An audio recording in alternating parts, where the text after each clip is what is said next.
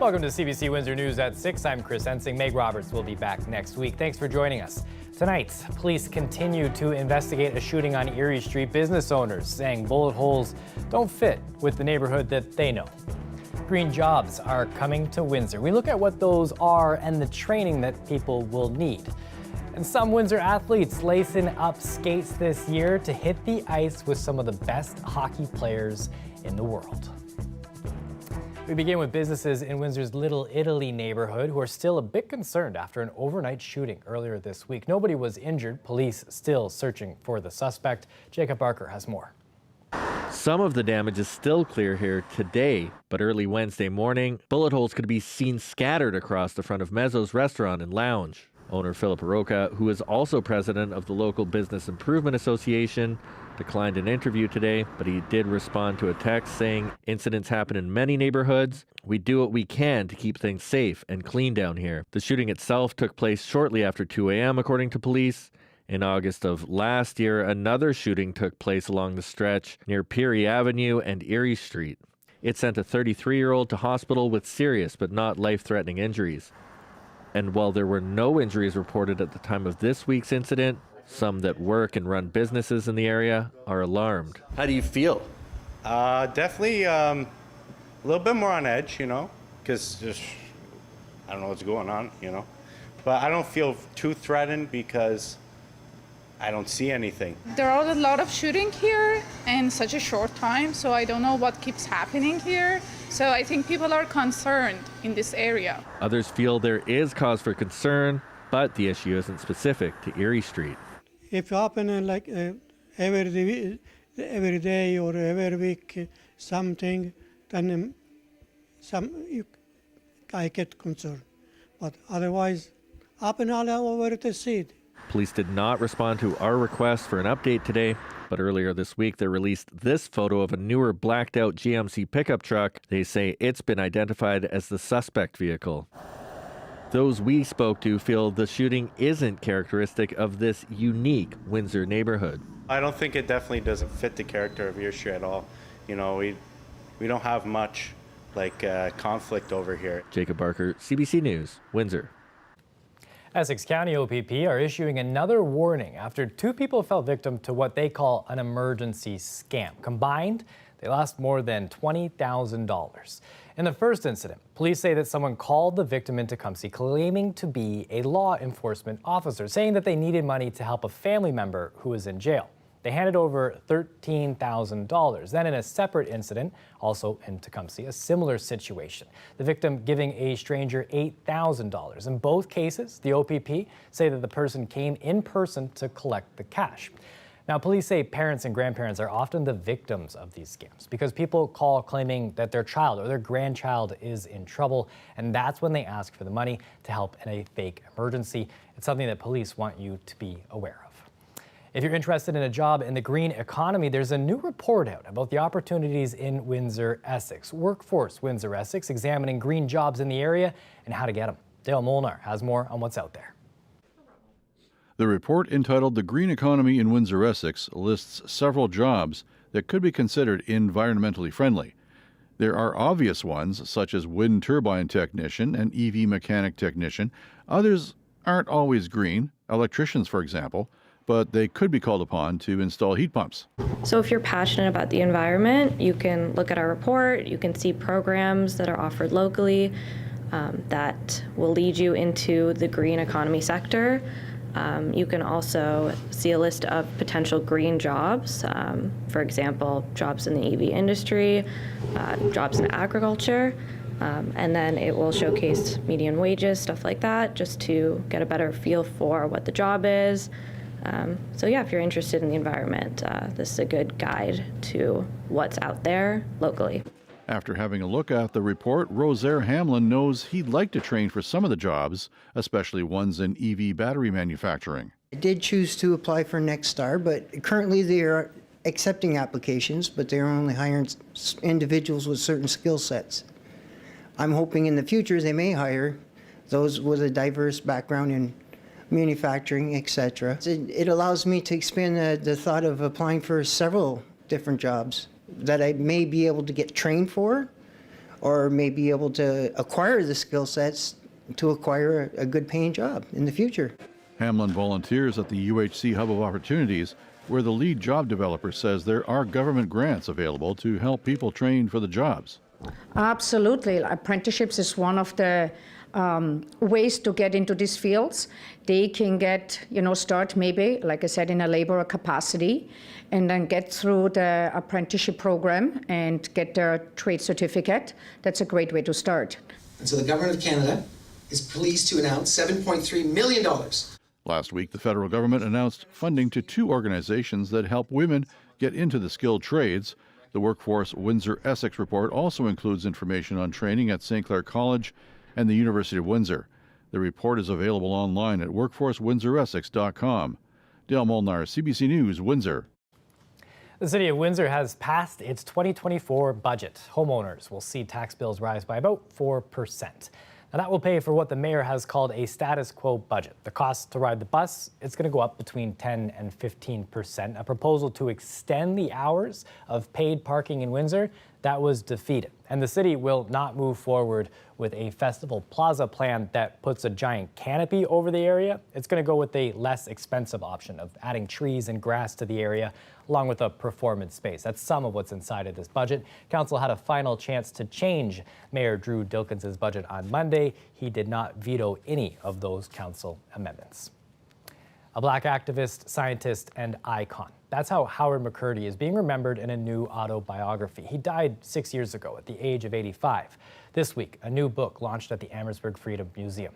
McCurdy is described as one of Canada's most iconic Black politicians and activists. He also had deep roots right here in Windsor, Essex. CBC's TJ Deere brings us his story.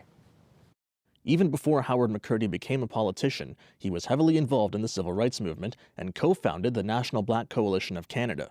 McCurdy also helped set up the first display of Black history in Windsor, Essex in 1964 at what is now the Amherstburg Freedom Museum. Later, McCurdy became a Windsor alderman, now known as a city councillor. I'd like to be able to go to a department in City Hall and not see women being referred to as girls. Then became an MP, the second Black MP in Canada and the NDP's first. When another member calls a member of Parliament Sambo, that is not an insult to Howard McCurdy. That's an insult to Black people and colored people in this country. And it should not be done in the House of Commons. Now, his words have been preserved in his autobiography. The museum held a Q&A launching the book this week, celebrating the life and legacy of the politician, microbiologist, and civil rights activist. One of the speakers was the editor of the book, who was part of McCurdy's staff when he served as an MP in Ottawa. He really, broke all the stereotypes about Black people, Black Canadians. He's a guy with a microscope, as much as he's a guy who's able to handle a microphone. Through his involvement in the civil rights movement, Clark says McCurdy met figures like Nelson Mandela and Martin Luther King Jr. Clark called McCurdy a role model, inspiration, and mentor, saying it was an honor to help tell his life story. That was great, because from the very first paragraph I knew that he reminded me he could write. McCurdy's wife also shared her memories, saying she often thinks about his knack for public speaking and how some speeches of his were improvised. We have gotten a good deal less from North America than we have given to it. But above all else, he was the people's person. He wanted to make sure that he was there for people, that they could talk to him just like a regular person. His civil rights activism has been passed on to his family, with one of his children saying it's daunting to follow in his footsteps. I have a pair of his shoes at home, but 2 of my feet fit in one of his shoes. But throughout his life, he always made time for his family. For me, especially as a firstborn, he had particularly high expectations, and he was pretty demanding, but at the same time, he would do a lot of work to invest in our success. The book will also be launched at the University of Windsor later this month, and with other events, including in Toronto and Halifax. Howard McCurdy passed away in 2018 at the age of 85. TJ Deere, CBC News, Amherstburg. Being Black in Canada, a space for news, documentaries, arts, and more. Celebrating Black people and their stories. Find everything from interviews, insights, Black culture, and conversations. Visit cbc.ca/Being Black in Canada. The NHL All-Star weekend up in Toronto. As part of the weekend's festivities, 3 girls from Windsor hit the ice at Nathan Phillips Square this afternoon. They got to meet NHL and new PWHL players. The youngsters are part of the Hockey for Youth program that aims to teach new Canadian youth the ins and outs of hockey. Now, one of the three girls tells CBC News that before they hit the ice today, this is what it's been like for her this week. 2 weeks before she contacted me, I was looking into hockey like NHL and PWHL. I got to watch the first PWHL game at home on, I believe, CBC Toronto, and I was like so excited, and I was cheering on for the women. And then 2 weeks later, she contacted me and like wanted me to go on this trip. So I was overjoyed and I was speechless at the same time. We went to walk the red carpet before the NHL and PWHL stars, and then we got a couple pictures, received the check, and we got our jerseys signed, and we went to go watch the PWHL game. Fun moment right there. An upcoming solar eclipse means students will be getting out of class early in a few months. A full solar eclipse will happen on Monday, April 8th. The local English public and Catholic school boards say that both elementary and high school students will be dismissed at 1 p.m. that day. They say there's concern for student safety during that period of almost complete darkness. Officials are expecting the solar eclipse to be most intense between 1:57 and 3:17 on April 8th. Mark that in your calendars. That coincides with the dismissal of many schools. Both school boards saying buses will run normally in the morning, but will not be available for the early end to school. Families are going to need to make their own arrangements to get kids picked up at 1 p.m. Boards considered shifting to a PA day, but say that was not possible. We've got our eyes on a potential strike at Transit Windsor. The city and union, if they can't reach an agreement this weekend, will see the service shut down by a strike on Monday morning. Both sides have been negotiating with a federal mediator this month, the union saying that it wants the city to give workers a 3 to 4% annual raise. The city says it's trying to get a deal that's fair for taxpayers. Riders are being told to prepare for interruptions next week. If there is a strike, how long could it last? The last time Windsor went through a transit strike, 1990s. It lasted a couple of months. Staff at the time were looking for a 3 to 4% raise and for the city to stop plans to bring in temporary workers, similar to what the union says it's looking for this go around. We should note that the previous contract that was agreed to, that was reached hours before a midnight deadline, and the union did pause a strike threat last month. This deadline is 12:01 Monday morning. 2023 was a year of high prices and high interest rates in Canada. Data released today shows that it was also a year of rising bankruptcies. This report came from the country's top financial regulator, and the CBC's Nisha Patel has more. Insolvency filings in Canada are piling up, and bankruptcy offices are in demand. Our uptick in our business has been substantial. Both our consumer practice, which would be individuals and small enterprises, has been extremely busy. Richard Goldhar is an insolvency trustee. He says steep labor costs and high interest rates are weighing on business bottom lines. Canadian business insolvencies climbed 41% last year. So you're facing financial trouble? Many small businesses are struggling with hefty debt taken on during the pandemic. And as the economy slows, retail, construction, and transportation businesses have been hit particularly hard. We're seeing a very tough economic climate for a lot of businesses. Profits have plummeted. And at the same time, we've seen, I think, these stresses of perhaps the CBA loan repayments due, other stresses coming into play. Economists warn if the trend continues, the months ahead could be painful. We may start to see more job losses and things may start to unravel more quickly than expected. So this is the concern. Consumer bankruptcies are also rising fast, with insolvencies climbing 23% last year. The crushing cost of living forcing many to take on loans that can be too much to bear. The high interest borrowing is an absolute issue right now. The cost of payday loans, high interest unsecured loans, credit card loan interest, it's just tremendously high. With many on the financial brink, experts urge consumers to tackle money problems head on. The sooner you call somebody for any sort of advice, the better off you are. While it may seem daunting, it may also offer some relief. Nisha Patel, CBC News, Toronto. Time is ticking to take advantage of a popular federal grant program to make your home more green.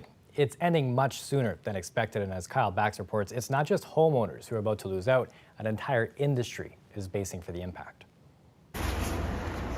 The front door is wrapped up before the test begins for leaks and air pressure. It's part of an energy audit, the first step in accessing up to $5,000 in federal money for upgrades like windows, insulation, and solar. So it was sort of a no-brainer for us. He's among the more than 500,000 Canadians to access the Canada Greener Homes Grant program. It's so popular, Ottawa had warned late last year the money is being used up quickly, so the program is ending early, sometime in the next few months, a full 3 years ahead of schedule. It's going to be a massive fallout because of this step, and if anything, clarity is what we're looking for right now. The grant requires an energy audit before and after upgrades to a home are made. Without the program, many energy assessors could be out of work. We've just increased the number of energy advisors across Canada dramatically. Millions and millions and millions of dollars were spent training new energy advisors. Let's not lose that resource of people. Some businesses who offer energy audits say the vast majority of their sales are tied to the Greener Homes Grant. There's no way we're going to have the amount of business for the staff that we have now if this program ends. So it's incredibly concerning. The federal government is signaling an announcement on the program's future may come next week. For now, uncertainty remains, and it's reverberating across related industries too, which are anticipating a noticeable drop in sales this year. The last thing we want to do is lay people off. But that's an inevitable conversation that we won't know until we actually see what happens. So there is a reality that there's going to be a lot of jobs lost.